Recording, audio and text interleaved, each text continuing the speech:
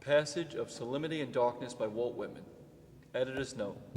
In the summer of 1861, Walt Whitman, already a celebrity in New York since his publication of Leaves of Grass, wrote a series of newspaper columns for the Brooklyn Standard under the rubric Brooklyniana.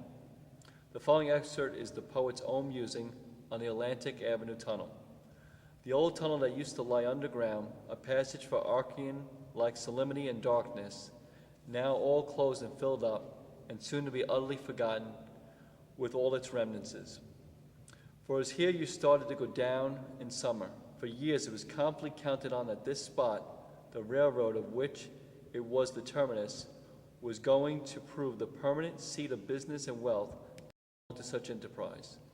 But its glory, after enduring in great splendor for a season, has now vanished. At least the old Long Island Railroad glory has. We were along there a few days since and could not help stopping and giving reins for a few moments of the imagination of a period when a daily eastern train with long strings of cars filled with summer passengers was about starting for Greenport, after touching all the intimate villages and depots. We are, our fancy will have it so, in the trains of cars ready to start. The bell rings and the wind's off that sort of a twirl or a gulp, if you can imagine a bell gulping, which expresses the last call and no more afterwards. Then off we go. Every person attached to the road jumps on from the ground or some of the various platforms after the train starts, which so imitative an animal is a man, sets a fine example for greenhorns or careless people at some future time to fix themselves off with broken legs or perhaps mangled bodies.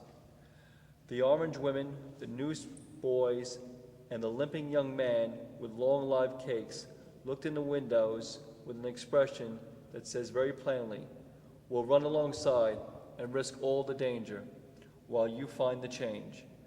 The smoke with a greasy smell comes drifting along, and we whisk into the tunnel. The tunnel, dark, grave, cold, damp, and silent. How beautiful look earth and heaven again as we emerge from the gloom. It might be unprofitable now and then to send us more mortals, the dissatisfied ones at least, and that's a large proportion, into some tunnel for several days' journey. We perhaps grumble less afterwards at God's handiwork. This is Chuck from the Looking for Whitman class in CUNY, Brooklyn, New York. I'd just like to take a moment to thank Professor Gold for all of his hard work in preparation for this class and broadening my horizons and knowledge of Walt Whitman, which prior to this class was very, very limited.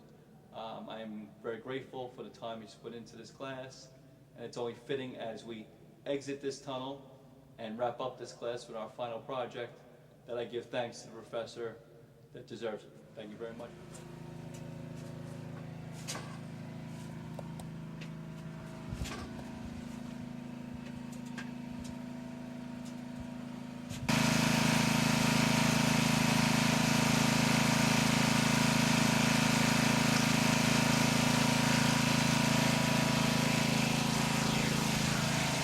Perfect.